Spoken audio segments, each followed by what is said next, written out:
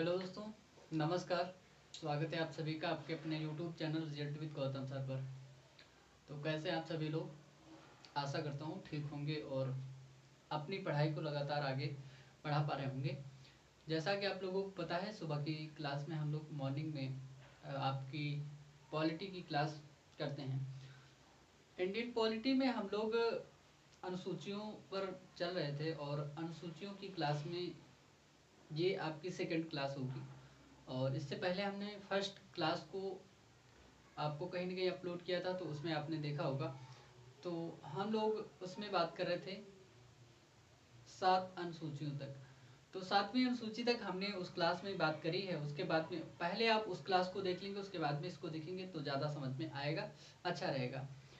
तो यहाँ से हम लोग 8वीं अनुसूची से आज की क्लास को स्टार्ट करते हैं। और आज की क्लास में हम लोग देखेंगे 8वीं अनुसूची, 9वीं अनुसूची, 10वीं और 11वीं, मतलब 10वीं अनुसूची तक हम लोग इसमें देखेंगे। तो आज बात करने वाले हैं पहली बार हम 8वीं अनुसूची पर। तो हमारे जो संविधान में वर्णित 8वीं अनुसूची है, 8वीं अनुसूची,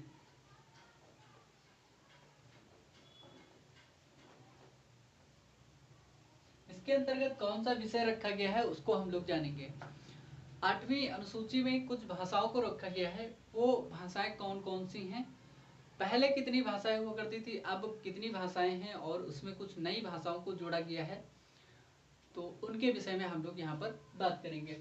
8वीं अनुसूची में संविधान की कुछ संवैधानिक भाषाएं हैं, उनको जोड़ा गया है। इसके अंतर्गत क्या है, संविधान में मान्यता प्राप्त भाषाएं, या इनको हम संवैधानिक भाषाएं कहते हैं।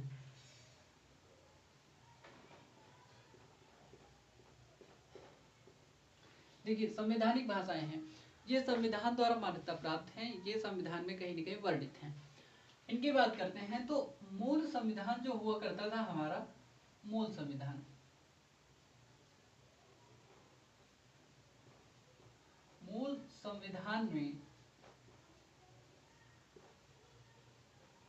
मान्यता प्राप्त भाषाएं कितनी थी?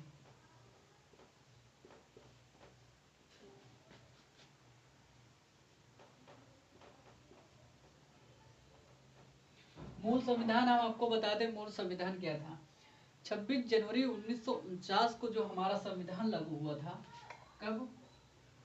जो हमारा 26 जनवरी 1949 को हमारा संविधान जो है एतत् द्वारा लागू हुआ था, अंगीकृत हुआ था, आत्मार्पित किया गया था संविधान सभा के द्वारा, उसको हम कहते हैं मूल संविधान। मूल संविधान में मैंने आपको बताया होगा कि कहीं न कहीं इसमें 8 अनुसूचियां हुआ करती थी और वर्तमान में कितनी, 12 अनुसूचियां हैं। तो ये जो 8वीं अनुसूची है, ये मूल संविधान में हुआ करती थी पहले, 9वीं अनुसूची से लेकर के मतलब 12वीं अनुसूची तक जोड़ा गया है।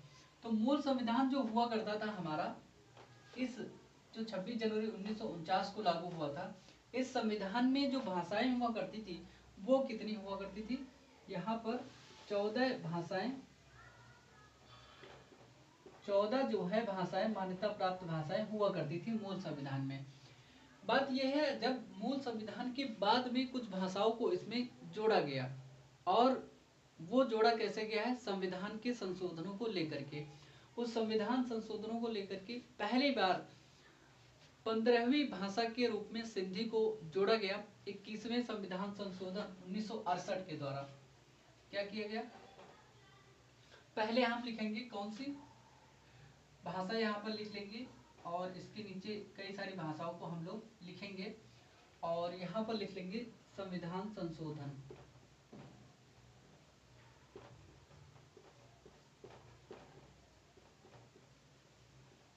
संविधान का संशोधन कौन सा था, पहली बार जो है 15वीं भाषा के रूप में, 15वीं भाषा के रूप में जोड़ा जाता है किसको, ये भाषा कौन सी थी, सिंधी। सिंधी भाषा को जोड़ा गया, और इसके अंतर्गत कौन सा संविधान संशोधन था, 21वां। संविधान संशोधन हुआ करता था और 21वां कॉन्स्टिट्यूशन अमेंडमेंट जो हुआ करता था इसको 1967 में जोड़ा जाता है। इतना आप लोग लिखते हुए चलेंगे और हम आपको बताते हुए चलेंगे कि कौन कौन सी भाषाएं कब कब जो है जोड़ी जा रही हैं। तो पहली बार 15वीं भाषा के रूप में सिंधी को जोड़ा गया। कौन सी भाषा? सिंधी, 21वें संविधान संशोधन के अंतर्गत। ठीक है, इसको आप लोग लिख लेंगे, उसके बाद में हम इसके ऊपर बात करते हैं, लिखते हैं। ठीक है, मान्यता प्राप्त भाषा कितनी? 14 है। इसके अंतर्गत रखा किसको गया है? संवैधानिक भाषाओं को। अब हम बात करते हैं कि इसके बाद में कौन कौन सी भाषाओं को जोड़ा गया। इसके बाद में आपका एक संविधान संशोधन होता है, 71वां संविधान संशोधन। यहाँ पर हमारी कौन सी थी? यहाँ पर हमारी भाषा और यहाँ पर हम संविधान का कॉन्स्टिट्यूशन अमेंडमेंट ऐसे लिख लेते हैं शॉर्ट फॉर्म में, संविधान का संशोधन। यहाँ पर हमारी 16वीं भाषा के रूप में कितने नंबर की? 16th भाषा के रूप में किसको जोड़ा जाता है? कोंकणी को। ठीक है, कोंकणी भाषा को जोड़ा जाता है। यहाँ पर 71वां संविधान संशोधन था। ये 71वां संविधान संशोधन हुआ करता था और इसके अंतर्गत 3 भाषाओं को जोड़ा जाता है। कितनी भाषाएं आपकी? 3 भाषाओं को जोड़ा जाता है। 71वां संविधान संशोधन 1992 में हुआ था। माफ कीजिए, 1992 में। यहाँ पर 3 भाषाओं को जोड़ा जाता है, 16वीं भाषा और 17वीं भाषा के रूप में और 18वीं भाषा के रूप में जोड़ा जाता है। अब यहाँ पर कौन कौन सी भाषाएं हुआ करती थी? कोंकणी के साथ साथ में एक यहाँ पर भाषा हुआ करती थी मणिपुर राज्य, समझ रहे हैं ना? ये मणिपुर राज्य की भाषा मणिपुरी।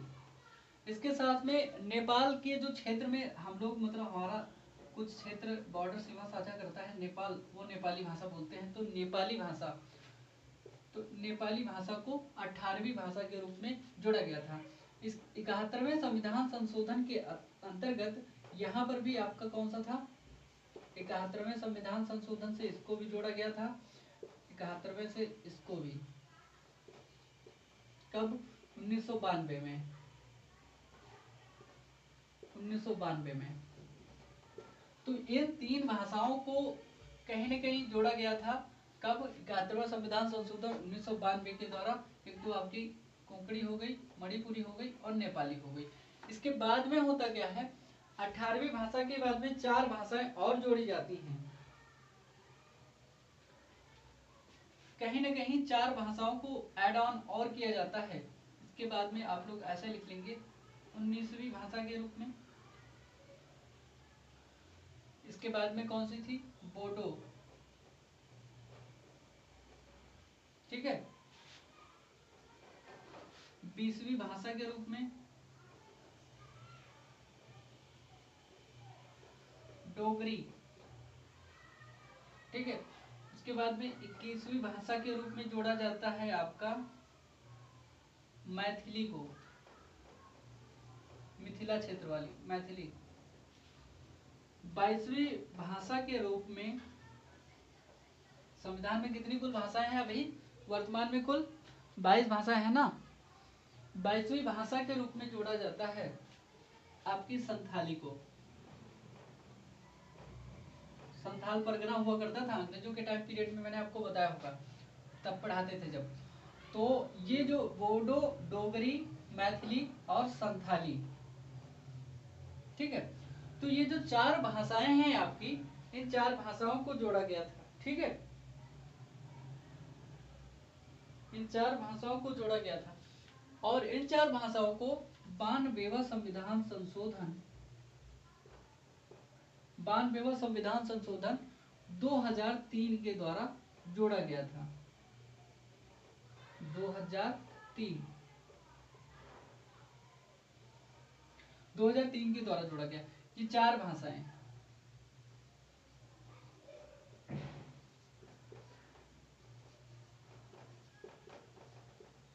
क्या करी गई, 4 भाषाएं जोड़ी गई थी संविधान में। ठीक, इसी संविधान संशोधन के अंतर्गत। तो 4 भाषाएं जोड़ी गई, कौन सी, बोडो, डोगरी, मैथिली और संथाली। अब कुल मिलाकर के हमारे संविधान में कितनी भाषाएं हैं, टोटल 22 भाषाएं हैं। और ये संवैधानिक भाषाएं कितनी हैं, 22। याद है ना, आपको ध्यान रखना है। टोटल पहले मूल संविधान में हमारी 14 भाषाएं थी, 15वीं के रूप में हमारी सिंधी जोड़ी गई, उसके बाद में 3 और भाषाएं जोड़ी गई। 3 भाषाओं में कौन कौन सी थी आपके, इन 3 भाषाओं में कोंकणी, मणिपुरी और नेपाली हुआ करती थी। उसके बाद में बोडो, डोगरी, मैथिली, संथाली 4 भाषाओं को 92वां संविधान संशोधन 2003 के द्वारा फिर से मतलब जोड़ा गया। इतना आपको ध्यान रखना है आपकी 8वीं अनुसूची में। ठीक है, संवैधानिक भाषाएं हैं, संवैधानिक भाषाएं कितनी हैं, 22। इसको आपको याद रखना है। और कब कब जोड़ी गई ये भी मैंने आपको बता दिया है। 16वीं भाषा के रूप में कोंकणी, 15वीं भाषा आपकी सिंधी हुआ करती थी, कोंकणी, 17वीं मणिपुरी, और उसके बाद में 18वीं भाषा के रूप में नेपाली को जोड़ा गया था। और ये 71वें संविधान संशोधन 1992 के अंतर्गत जोड़ी गई थी। 4 भाषाओं को और दर्जा दिया गया था, बोडो, डोगरी, मैथिली और संथाली। ये भाषाएं 92वां संविधान संशोधन 2003 के अंतर्गत जोड़ी गई थी हमारे भारतीय संविधान में। इनको संवैधानिक भाषा का दर्जा जो है दिया गया था, कब, 2003 में। अब हम बात करते हैं हमारी 9वीं अनुसूची के बारे में, अनुसूची नंबर 9। तो 9वीं अनुसूची हमारी क्या कहती है, 9th पोजीशन पर जो हमारी शेड्यूल्स है, 9th शेड्यूल में 9वीं अनुसूची हमारी क्या कहती है,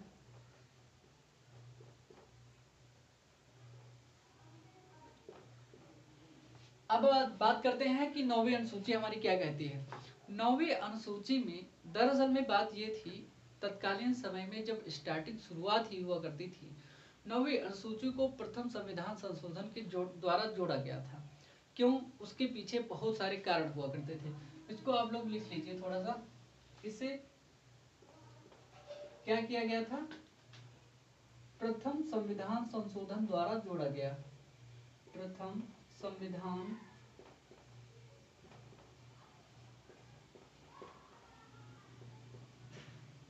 संशोधन 1951 द्वारा जोड़ा गया था। कब हुआ था प्रथम संविधान संशोधन, 1951 में। कब जोड़ा गया, 1951 में। कौन सी अनुसूची, 9वीं अनुसूची। मैंने आपको बताया कि संविधान में पहले 8 ही अनुसूचियां हुआ करती थी, वो 8 अनुसूचियों को मैंने बता दिया आपको। उसके बाद में ये 9वीं अनुसूची हुआ करती थी, ये प्रथम कॉन्स्टिट्यूशन अमेंडमेंट, माफ कीजिए, फर्स्ट कॉन्स्टिट्यूशन अमेंडमेंट 1951 के द्वारा जोड़ी गई थी। ठीक है, इसको आपको ध्यान रखना है। बात यहीं पर खत्म नहीं होती है, इसको जोड़ा क्यों गया था उसके पीछे का रीजन आप लोग सुन लीजिए।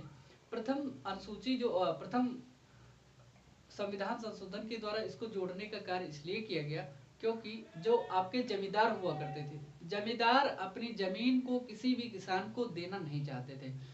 भारत में भूमि सुधार कानून चल रहा था, भूमि सुधार कानूनों को लागू करने के लिए इस संविधान में संशोधन करना पड़ा। जब संविधान में संशोधन करना पड़ा तो 9वीं अनुसूची को भैया कहीं न कहीं से जोड़ना पड़ा। तो क्या हुआ, जब 9वीं अनुसूची को जोड़ना पड़ा, इसका कारण यही था कि कहीं न कहीं जमींदार लोग अपनी जमीन को देना नहीं चाहते थे किसी को, क्योंकि उनके पास 100-100, 200, 300, 300, 500 बीघे मतलब एकड़, 100-100, 200 एकड़ जमीन हुआ करती थी। तो वो लोग कभी नहीं चाहते थे कि किसी भी गरीब किसान को हमारी जमीन दी जाए हमसे छीन करके। लेकिन सरकार को क्या करना था, कहीं न कहीं बड़े स्तर पर समानता लाना था। जो गरीब हुआ करता था वो गरीब और ज्यादा होता जा रहा था, इसीलिए बड़े स्तर पर भूमि सुधार कानूनों को लागू किया गया कि कहा गया कि इसमें अगर एक लिमिट सीमा के भीतर जिसके पास जमीन है वही मतलब उसके पास जमीन रह सकती है, कि जैसा कि किसी व्यक्ति को निर्धारित कर दिया गया आपके पास में 20 एकड़ से जमीन ज्यादा नहीं होनी चाहिए। अगर इससे ज्यादा अगर आपके पास जमीन है तो वो जमीन आपकी सरकार कहीं न कहीं ले लेगी या सरकार की वो जमीन हो जाएगी। तो इसलिए क्या किया गया था, पहले संविधान संशोधन के द्वारा भारत में समानता को लागू करने के लिए बहुत से लोगों के पास एक भी बीघा जमीन नहीं हुआ करती थी, ना तो उनके पास खाने पीने की चीजें हुआ करती थी। और तत्कालीन समय में हमारा जो मेन एग्रीकल्चर जो हुआ करता था, एग्रीकल्चर ही सेक्टर ऐसा था जो हमारे संपूर्ण भारत को तत्कालीन समय में खाना पीना और कहते हैं ना आधारभूत ढांचे को प्रदान कर सकता था। इसलिए क्या किया गया, कहीं न कहीं भूमि सुधार कानूनों को लागू करने के लिए 9वीं अनुसूची को हमारे संविधान में जोड़ा गया और 9वीं अनुसूची के द्वारा भूमि सुधार कानूनों को लागू करने का प्रयास किया जाता है। समझ गए आप लोग?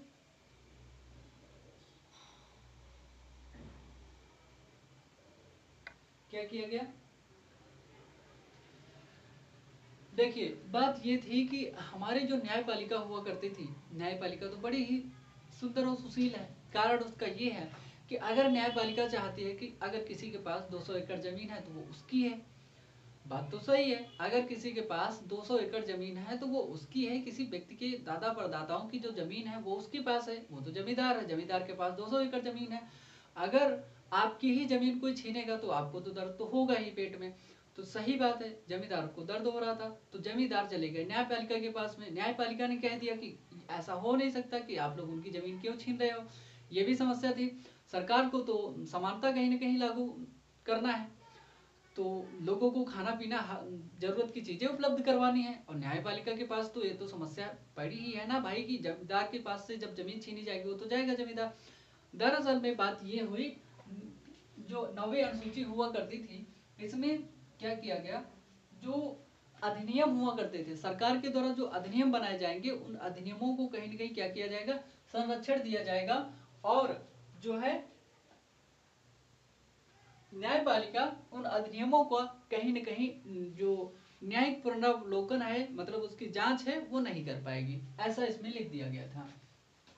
तो अधिनियमों को क्या किया गया, इस सूची के अनुसूची के द्वारा क्या किया गया, अधिनियमों को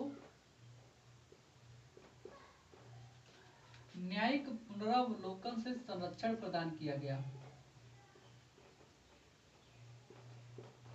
पुनरावलोकन से संरक्षण प्रदान किया गया। संरक्षण प्रदान करने के लिए क्या की गई, 9वीं जो अनुसूची है उसको जोड़ा गया।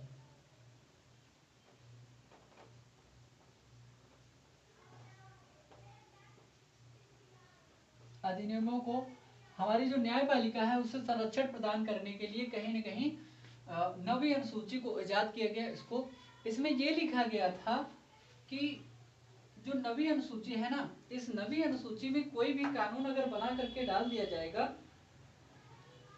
क्या किया गया, जिन अधिनियमों को 9वीं अनुसूची में शामिल कर दिया जाएगा, कहीं न कहीं हमारी जो न्यायपालिका है उन अधिनियमों का न्यायिक पुनरावलोकन मतलब उसकी जांच नहीं कर सकती है। ऐसा ही किया गया। हुआ क्या, इसके अंतर्गत क्या था, अनुसूची के अंतर्गत जिन अधिनियमों को क्या किया जाएगा, जो भी अधिनियम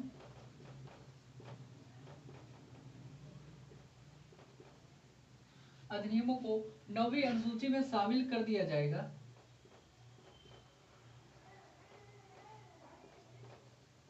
9वीं अनुसूची में शामिल कर दिया जाएगा, में डाल दिया जाएगा, ऐसे लिखिए, शामिल कर दिया जाएगा या डाल दिया जाएगा।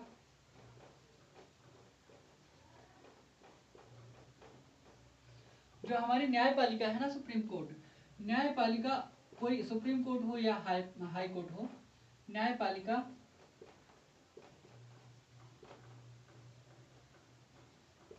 उनका न्यायिक पुनरावलोकन नहीं कर सकती।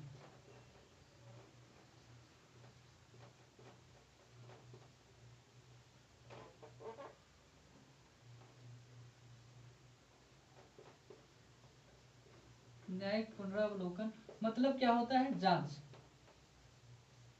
नहीं कर सकती।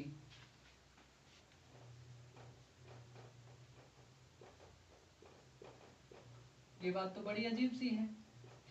अगर इसमें यहाँ पर सरकार अत्यंतिक हो सकती है, धीरे धीरे क्या होता है, ये जो प्रथम संविधान संशोधन के द्वारा लाया तो गया इसको, जब प्रथम संविधान संशोधन के द्वारा लाया गया और भूमि सुधार जो कानून हुआ करते थे उनको लागू करने के लिए लाया गया था।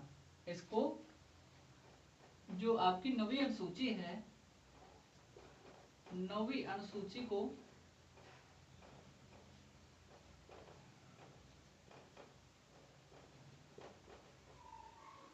भूमि सुधार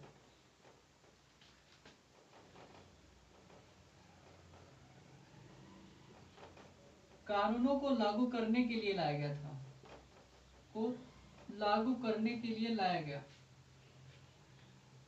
लागू करने के लिए लाया गया था।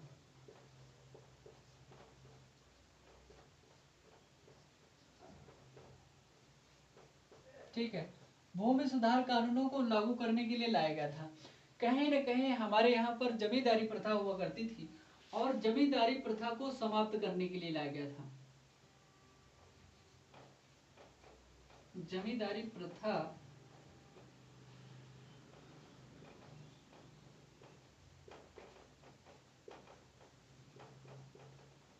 जमींदारी प्रथा को समाप्त करने के लिए लाया गया था।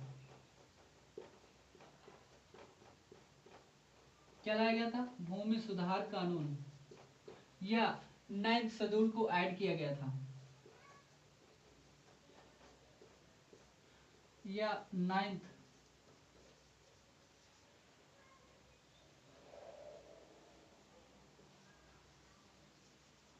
ठीक है, 9th शेड्यूल को ऐड ऑन किया गया था हमारे भारतीय संविधान में। ठीक है, तो ये महत्वपूर्ण रहता है इसलिए क्योंकि 9वीं अनुसूची को ऐड ऑन किया गया था पहले संविधान संशोधन के द्वारा, इसको आपको ध्यान रखना है। और जब 9वीं अनुसूची हमारी जोड़ी जा रही है, तत्कालीन समय को ध्यान में रखते हुए विशेष मुद्दों को इसमें रखा जाता है। क्या किया गया? कहीं न कहीं हमारे संविधान के जो सभा के लोग थे उन लोगों ने क्या किया, जो बाद के मंत्रिमंडल के लोग थे उन लोगों ने क्या किया, इसका फायदा या इसका एक पॉजिटिव वे में उन्होंने सोचा और 9वीं सूची को ऐड कर दिया। लेकिन आगे चल करके कुछ सरकारों ने इसका गलत फायदा भी उठाया। क्यों? क्योंकि जो भी न्यायपालिका नहीं, मतलब ऐसे कुछ कानून हुआ करते थे जिनका न्यायिक पुनरावलोकन न्यायपालिका ना कर सके, ऐसे कानूनों को सरकार के द्वारा बना करके 9वीं अनुसूची में डाल दिया जाता था और उनका न्यायिक पुनरावलोकन नहीं हो सकता था। इससे न्यायपालिका परेशान हो जाती थी धीरे धीरे। अब जब धीरे धीरे कहीं न कहीं न्यायपालिका परेशान हो जाएगी तो इन कानूनों का बार बार क्या होगा, ये तो सरकार तो बार बार उल्लंघन करेगी और जो भी अनुसूची होगी, मतलब जो भी ऐसा अधिनियम होगा उसके लाभ का वो क्या करेगी, 9वीं अनुसूची में डाल देगी।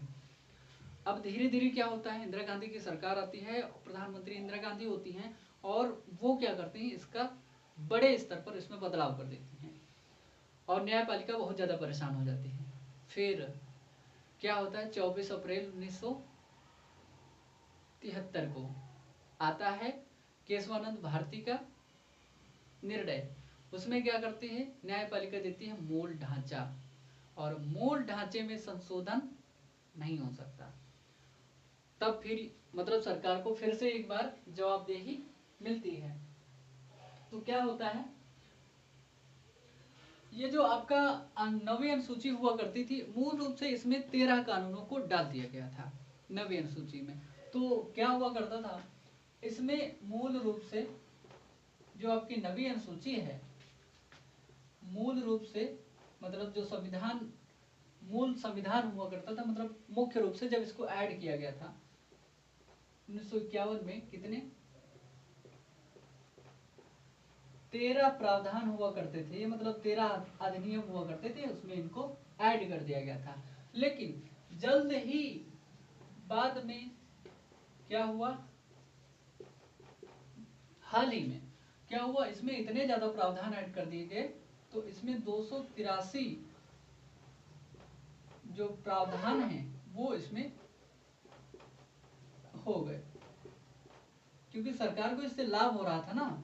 और कोई भी व्यक्ति हो, अगर आपको ही हो, पहली बार कहा जाए कि आप इस, जैसे अंग्रेज लोग आए थे भारत में, अंग्रेजों ने पहली बार धीरे धीरे व्यापार करना स्टार्ट किया था, और व्यापार करने के बाद में धीरे धीरे इंडिया पर कहीं न कहीं कब्जा कर लिया, और पूरी तरह से क्या किया, कब्जा कर लिया।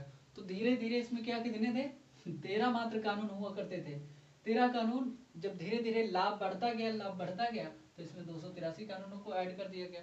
तो कितने हो गए, 282-83 कानून इसमें कहीं न कहीं शामिल हो गए।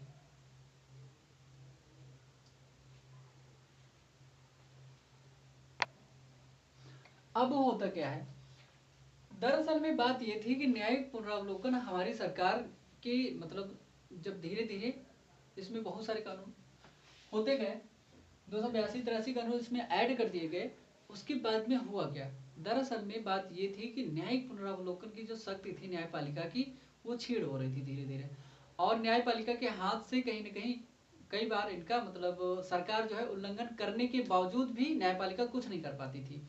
होता क्या है, वर्ष 1973 में 24 अप्रैल क्या होता है, 24 अप्रैल 1973 को न्यायपालिका ने क्या करती है, न्यायपालिका हमारी,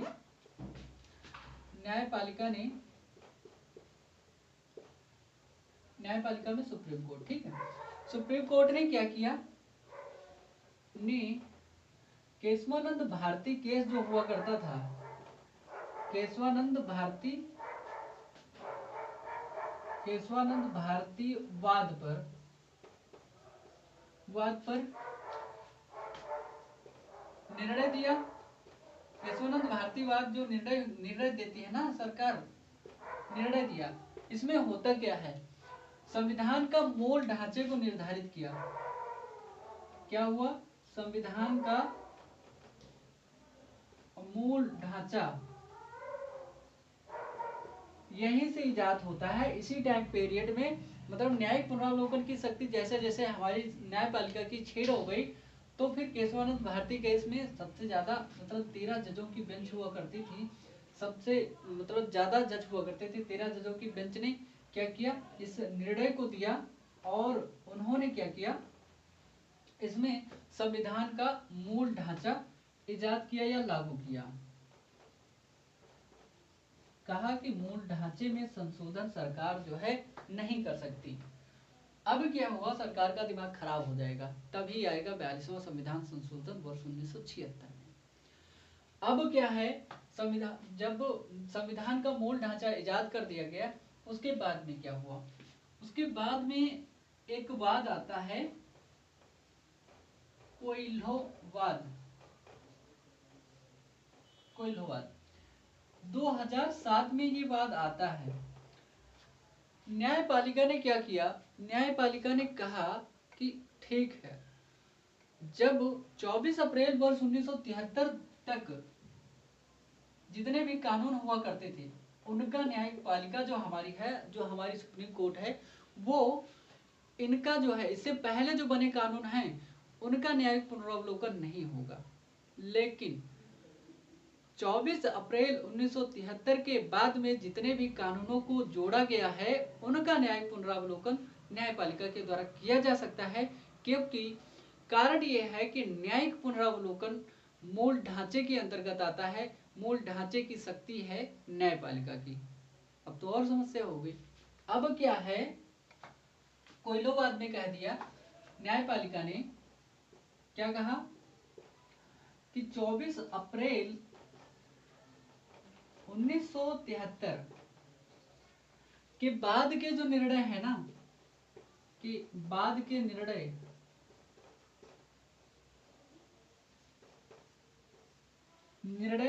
या जो आपके अधिनियम जोड़े गए हैं, इन अधिनियमों की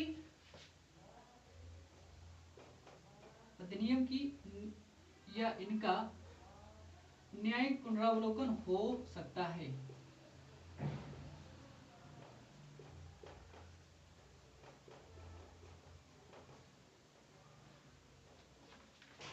सकता है या किया जा सकता है। ये संभव कैसे हुआ? उसके संभव होने का कारण है क्योंकि सुप्रीम कोर्ट जो है ना, हमारी न्यायपालिका, ऐसे लिखिए, न्यायिक पुनरावलोकन,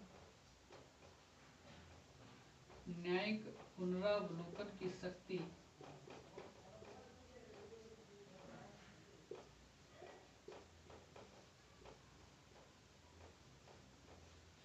संविधान के मूल ढांचे के अंतर्गत आती है।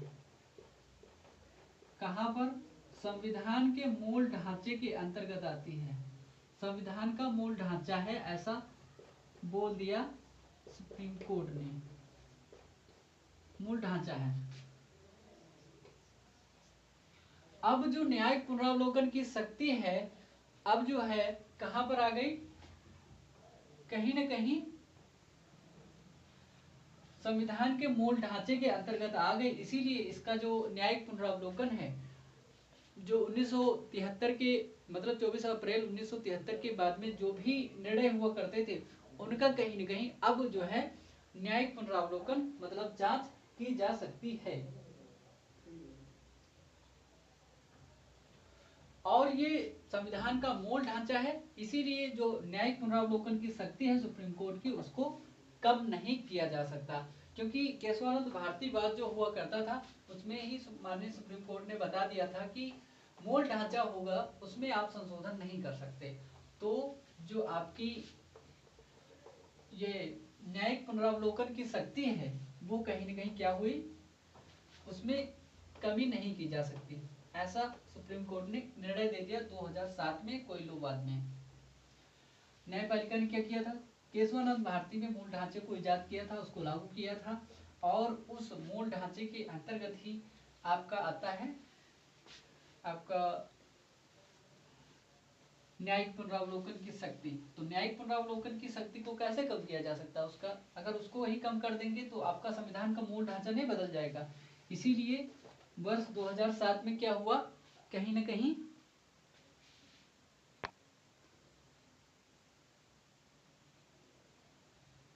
वर्ष 2007 में कोइलोवाद में क्या हुआ, कहीं न कहीं धीरे धीरे इसको जो है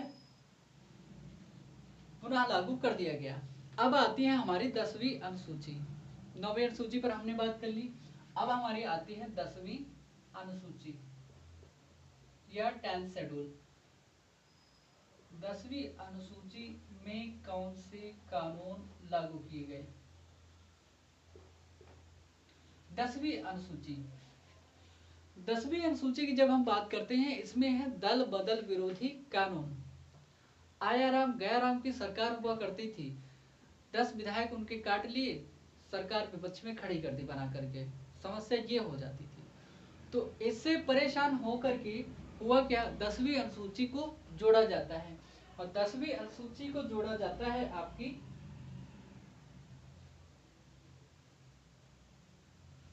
ठीक है 52वें संविधान संशोधन के द्वारा। अब उसके बाद में किया क्या गया, जो आपकी 10वीं अनुसूची थी, इसके अंतर्गत क्या किया गया, दल बदल विरोधी कानून जोड़ दिया गया। दल बदल विरोधी कानून क्या किया गया,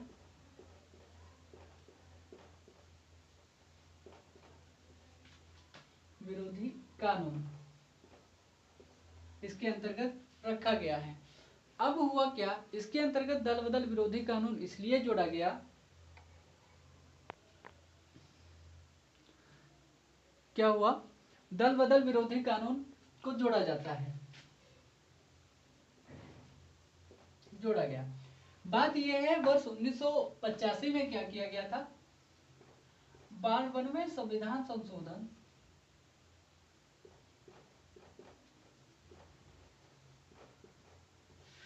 52वें संविधान संशोधन के द्वारा इसको जो है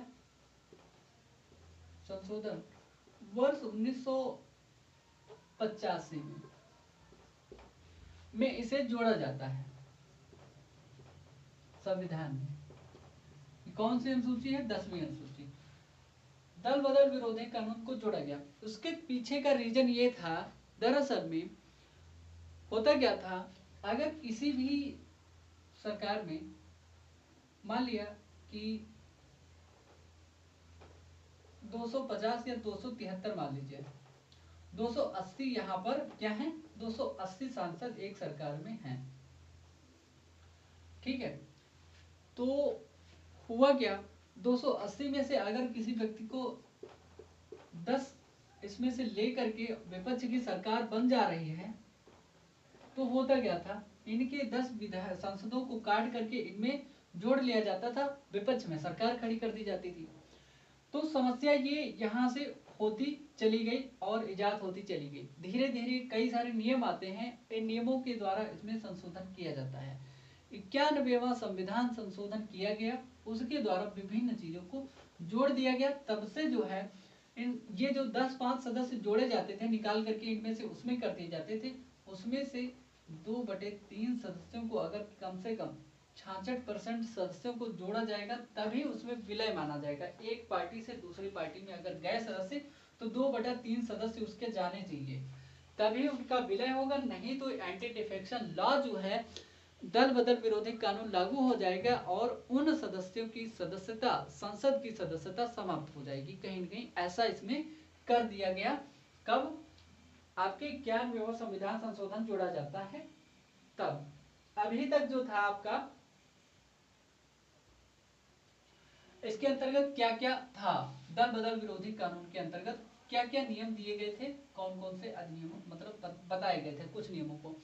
कोई भी संसद का जो सदस्य है वो अपना दल ऐसे बदल नहीं सकता।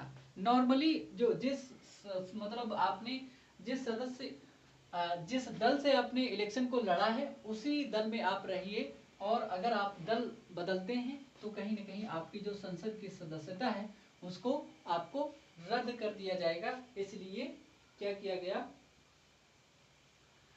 गया, कोई जो भी सदस्य हुआ करता था, कोई भी संसद सदस्य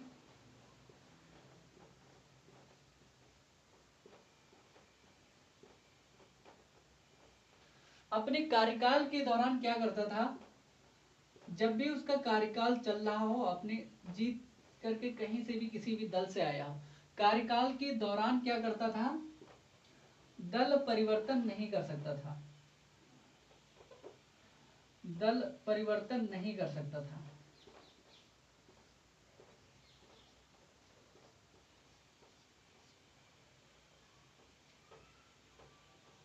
क्या हुआ, जब ये अपने कार्यकाल के दौरान दल परिवर्तन नहीं कर पाएगा, तो कहीं न कहीं उसी कार्य मतलब दल में काम करेगा।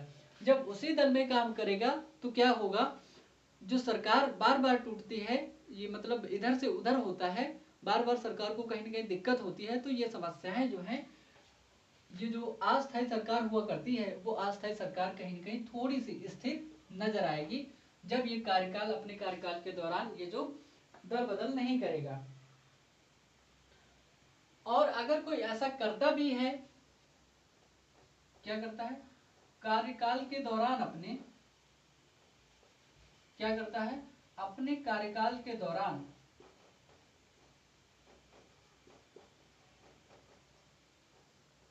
उसका जो कार्यकाल है उस दौरान क्या करता है, दल में बदल लिया,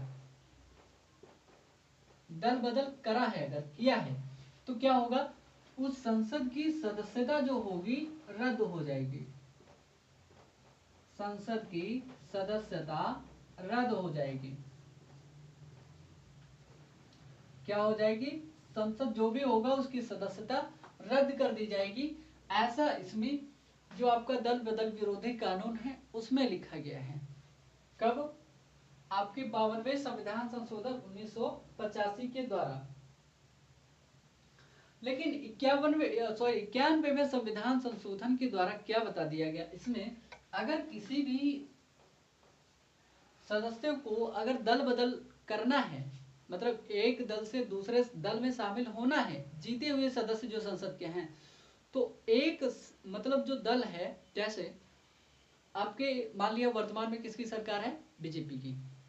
देखिए पार्टी को अन्यथा मत लीजिए, हम कह रहे वर्तमान में सरकार है बीजेपी की। अगर बीजेपी के 2/3 मेंबर जो हैं, संसद के सदस्य जो हैं, उसमें से कांग्रेस में शामिल हो जाएं, समाजवादी पार्टी में शामिल हो जाए या किसी अन्य भी पार्टी में शामिल हो जाएं, अगर वो शामिल होकर के सरकार बना लें तो उसको क्या हम कहेंगे, 2/3 सदस्य, मतलब वो सरकार बना लें उसको हम क्या कहेंगे, विलय कहेंगे।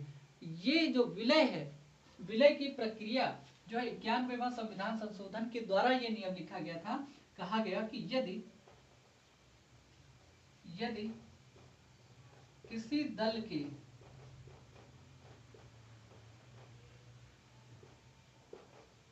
2/3 सदस्य, 2/3 सदस्य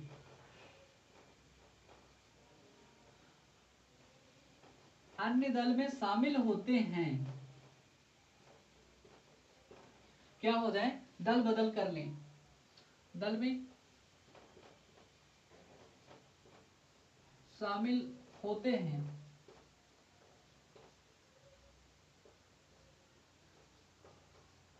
तो उसको क्या कहा जाएगा, तो उसे क्या किया जाएगा, तो उसे विलय कहा जाएगा। मतलब इन्होंने उसका विलय कर लिया, तब इनके ऊपर एंटी डिफेक्शन जो एंटी डिफेक्शन लॉ है वो लागू नहीं होगा। अगर 2/3 सदस्य जाते हैं तो अगर 5 सदस्य चले गए, 2 सदस्य, 3 सदस्य, 6 सदस्य चले गए, तो कहीं न कहीं इनका जो इनके ऊपर एंटी डिफेक्शन लॉ लागू हो जाएगा। कहीं न कहीं इनकी जो सदस्यता है वो रद्द हो जाएगी। ठीक है। अगर कोई सदस्य मान लिया निर्दलीय सदस्य है और उसने जीत हासिल कर ली, जैसे चंद्रशेखर ने, ठीक है, जो भीम आर्मी के हैं, उन्होंने मान लिया कि अगर किसी भी दल में शामिल होने के लिए आगाज कर दिया कि हम जा रहे इस दल में शामिल हो जाएंगे, तो वो शामिल नहीं हो सकते, उन पर एंटी डिफेक्शन लॉ लागू हो जाएगा। उसका कारण है कि अगर कोई भी सदस्य निर्दलीय रूप से, निर्दलीय लागू होता है मतलब किसी जिसका कोई दल ना हो, अगर कोई सदस्य निर्दलीय है, जिसका कोई दल ना हो, अपना स्वयं मतलब इलेक्शन लड़ा है, सेल्फ, तो निर्दलीय सदस्य जो हुआ करता है, निर्दलीय सदस्य किसी भी दल की सदस्यता को ग्रहण नहीं कर सकता, किसी दल की सदस्यता को ग्रहण नहीं कर सकता, कि सदस्यता ग्रहण नहीं कर सकता। अगर वो कारण है इसके पीछे किसका, वो ग्रहण क्यों नहीं कर सकता, उसके पीछे रीजन है। उसके पीछे रीजन ये है कि अगर जनता ने आपको कहीं न कहीं निर्दलीय रूप से चुना है और आप दूसरी पार्टी में चले गए, तो जब आप पार्टी में चले जाएंगे तो आप पार्टी के जैसे काम करेंगे ना, तो पार्टी के हिसाब से काम करेंगे।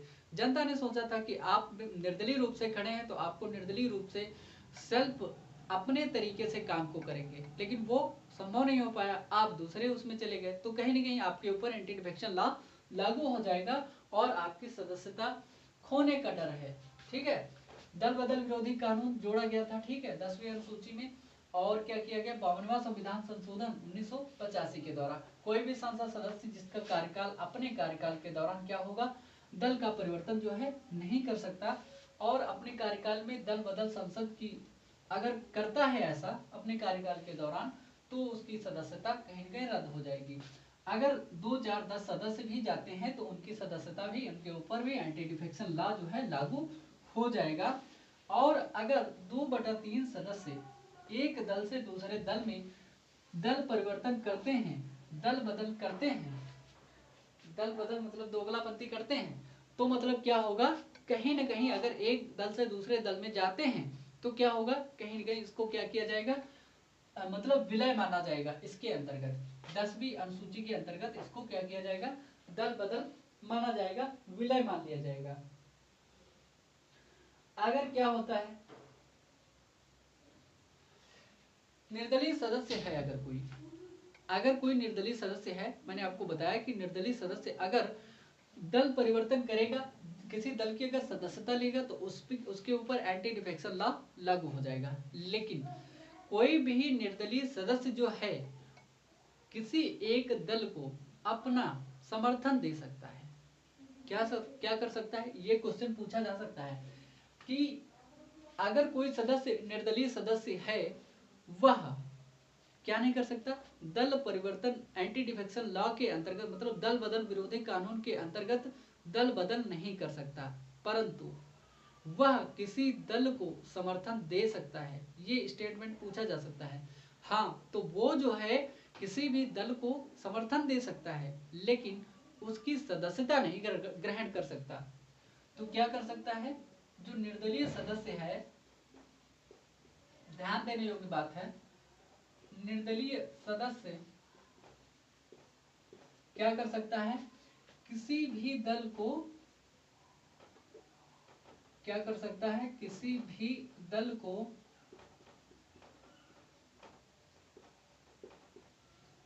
समर्थन दे सकता है। समर्थन जो है दे सकता है, ठीक है, लेकिन वो जो है सदस्यता उसकी नहीं ग्रहण कर सकता है। आगे क्या है, बात यह है कि अगर किसी ने इलेक्शन लड़ा, इलेक्शन लड़ने के बाद में क्या हुआ, देखिए कुछ सदस्यों को, हमारी जो लोकसभा है उसमें से 12 सदस्यों को मनोनीत किया जाता है हमारे राष्ट्रपति महोदय के द्वारा। क्या किया जाता है, 12 सदस्यों को मनोनीत किया जाता है। अगर कोई सदस्य मनोनीत किया गया है, मान लिया पीटी उषा को अभी मनोनीत किया गया था खेल के क्षेत्र में, ठीक है, तो किसी भी मनोनीत सदस्य को, किसी मनोनीत सदस्य को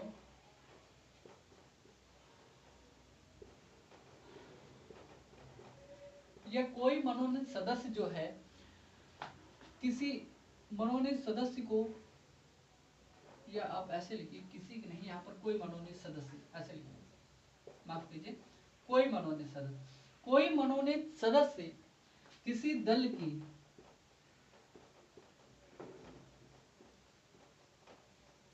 दल की 6 माह के भीतर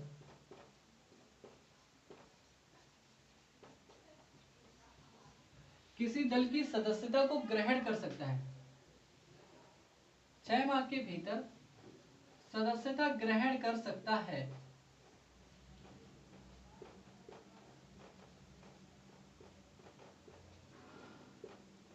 अगर 6 माह से ज्यादा हो गया है तो 6 माह के बाद में वो सदस्यता ग्रहण नहीं कर सकता। क्या है, इसके बाद में सदस्यता ग्रहण नहीं कर सकता, उसके ऊपर एंटी डिफेक्शन लॉ जो है लागू हो जाएगा, नहीं ग्रहण कर सकता, ठीक है। तो अगर किसी भी दल को मनोनीत सदस्य है, उसका राज्यसभा में मनोनीत किया गया है या लोकसभा में मनोनीत किया गया है, तो उसको जो है क्या किया जाएगा, उसको कहीं ना कहीं 6 माह के भीतर में अगर करना है, किसी भी दल में जाना है, तो वो ग्रहण कर ले, और उसके बाद में उसको किसी भी दल की सदस्यता ग्रहण करने से, मतलब ग्रहण करने के लिए इजाजत नहीं देता है आपका एंटी डिफेक्शन लॉ जो है, ठीक है। तो ये आपको ध्यान रखना है। और क्या होता है, यदि किसी पार्टी के द्वारा व्हिप जारी किया जाता है, व्हिप जारी किया जाता है, किसी भी, जैसे कोई भी कानून आया, उस पर किसी पार्टी की क्या राय है, क्या संकेत है, क्या सचेत है उस पार्टी पर। अगर किसी पार्टी के द्वारा मान लिया कोई कानून लाया गया, उस पर बीजेपी के सभी विधेयकों की एक राय है, दूसरे एक विधेयक की, मतलब एक सांसद, केवल एक सांसद की दूसरी राय है, एक उस पर, मतलब एक ही विधेयक, मतलब जो विधेयक है कांग्रेस के द्वारा लाया गया विधेयक या किसी भी के भी द्वारा लाया गया विधेयक, उस पर सभी विधेयकों की राय एक है, लेकिन एक जो संसद, सॉरी सभी संसदों की राय एक है, जो एक संसद है उसकी राय अलग है, उसने क्या किया, अलग से वो क्या किया, मतलब उसको नहीं वोट किया या उसको समर्थन नहीं दिया, तो क्या होगा, उस पर जो है एंटी डिफेक्शन लॉ लागू हो सकता है। अगर पार्टी ने क्या किया, 15 दिन के अंदर उसको माफ कर दिया कि ठीक है तुमने ये गलती करी है, उसको माफ किया जाता है पार्टी के द्वारा, तब तो ठीक है, नहीं तो उस व्यक्ति के ऊपर, जो संसद है उसके ऊपर भी एंटी डिफेक्शन लॉ जो है लागू हो जाएगा। क्या है, व्हिप के अंतर्गत क्या होता है, व्हिप या सचेतक, व्हिप के अंतर्गत क्या होता है, अगर किसी पार्टी के व्हिप पर किसी भी सांसद का जो अन्य मतलब मत है अलग हो जाए, क्या है, व्हिप पर, या ऐसे लिख लीजिए, व्हिप का यदि कोई सांसद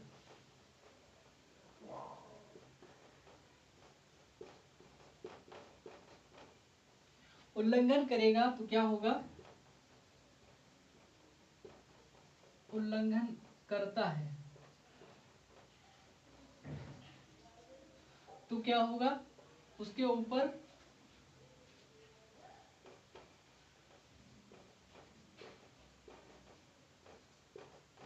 दल बदल विरोधी कानून जो है लागू हो जाएगा,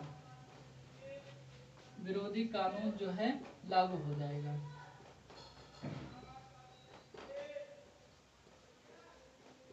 जब विरोधी कानून लागू हो जाएगा, लागू कब होगा, अगर उसने उल्लंघन कर दिया है, इसके 15 दिन के अंदर, 15 दिन के भीतर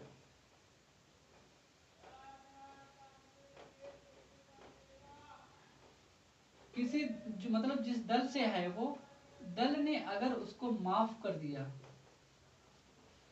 तो उसके ऊपर एंटी डिफेक्शन लॉ जो है लागू नहीं होगा।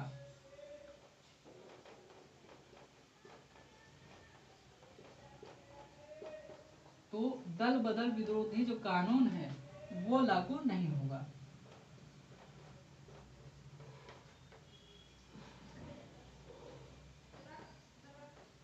कानून जो है आपका संसद पर लागू, उस जो भी संसद है उस पर लागू नहीं होगा।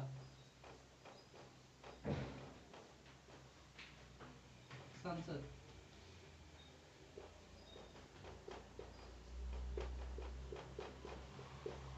ये भी आपको ध्यान रखना है ना, उस पर तब लागू नहीं होगा। अब आपको ध्यान रखने वाली बात,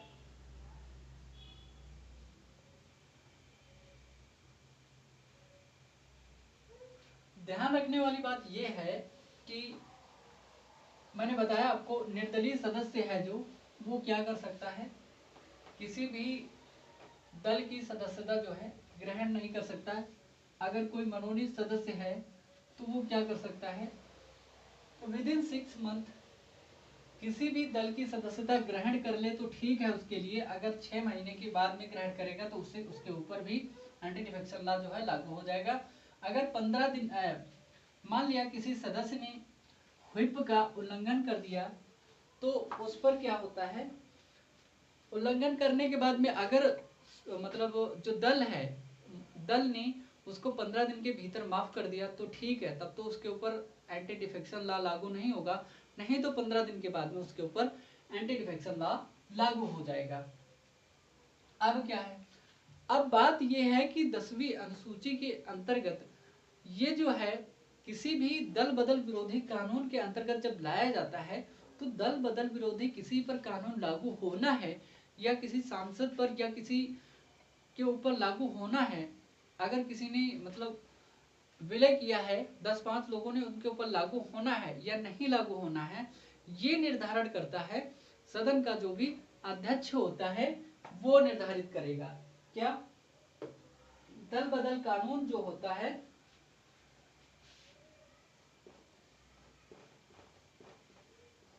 किसी सांसद पर दल बदल विरोधी कानून का निर्धारण, दल बदल विरोधी कानून का निर्धारण जो है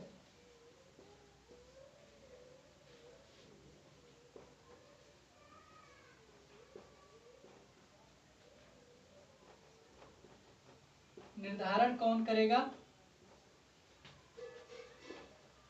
या तो लोकसभा में होगा तो अध्यक्ष करेगा, लोकसभा होगा तो अध्यक्ष करेगा, या तो अगर राज्यसभा में है तो सभापति करेगा। कौन करेगा? सभापति करता है। एंटी डिफेक्शन लॉ किसी व्यक्ति के ऊपर लागू होना है या नहीं लागू होना है, यही दोनों लोग निर्धारित करेंगे। यहां पर करेंगे ये लोकसभा में, लोकसभा स्पीकर जो होंगे, और या तो फिर राज्यसभा में सभापति महोदय, मतलब जो उपराष्ट्रपति होते हैं वो करते हैं। ठीक है, आपको ध्यान रखना है। तो आज की क्लास यहीं तक होगी, क्योंकि 10वीं अनुसूची हमारी कहीं न कहीं यहाँ तक समाप्त होगी। और ये जो बात होती है आपकी, वो मैंने आपको बताया था कि 91वें संविधान संशोधन के द्वारा क्या किया गया था, 2/3 सदस्यों को जो है विलय कहा गया था। क्या कहा गया था? विलय कहा गया था। इससे अगर कम करेंगे तो इनके ऊपर एंटी डिफेक्शन लॉ लागू होना संभव है, लागू हो जाएगा। तो आज की क्लास यहीं तक रखेंगे। आप लोग इस क्लास को लाइक, शेयर और सब्सक्राइब करते रहें, चैनल को सब्सक्राइब कर लें और क्लास को आगे बढ़ाएं। ठीक है, तब तक के लिए सभी का नमस्कार, धन्यवाद।